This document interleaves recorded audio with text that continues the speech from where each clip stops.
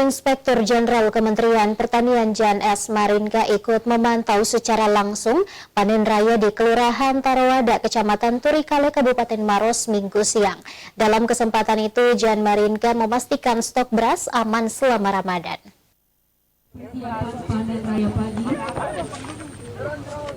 Kementerian Pertanian memastikan ketersediaan stok beras di Sulawesi Selatan selama Ramadan dan perayaan Idul Fitri tahun ini. Hal itu disampaikan Inspektur Jenderal Kementan, Jan S. Maringka saat melakukan panen raya di Kabupaten Maros pada Minggu siang. Jan Maringka menyebutkan berbagai langkah terus dilakukan Kementerian Pertanian untuk mencukupi kebutuhan konsumsi masyarakat di hari besar keagamaan itu. Salah satunya lewat perencanaan panen raya sebanyak 1 juta hektar di seluruh daerah, termasuk di Sulawesi Selatan yang selama ini menjadi salah satu penyuplai beras nasional. Kegiatan hari ini adalah satu kegiatan yang kita sebut panen raya di Kabupaten Maros.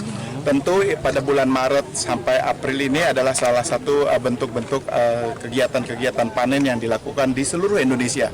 Untuk itu Kementerian Pertanian akan mencanangkan satu program panen raya Nusantara sebanyak 1 juta hektar. Nah, ini kita mulai di Sulawesi Selatan, khususnya di Kabupaten Maros, dengan satu pesan bahwa di daerah perbatasan perkotaan seperti ini ada komitmen yang begitu besar dari pemerintah daerah untuk juga mempertahankan lahan pertanian. Tadi dalam penjelasan sudah disebutkan, kita harapkan ini juga dimiliki oleh berbagai kabupaten kota di Indonesia.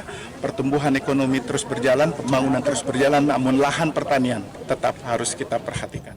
Jan S. Maringka menambahkan, panen raya yang berlangsung pada bulan Maret di wilayah Sulawesi Selatan diprediksi produktivitasnya rata-rata sebesar 5,2 ton per hektar, dengan total areal panen seluas 12.420 hektar. Tim Liputan Slebes TV.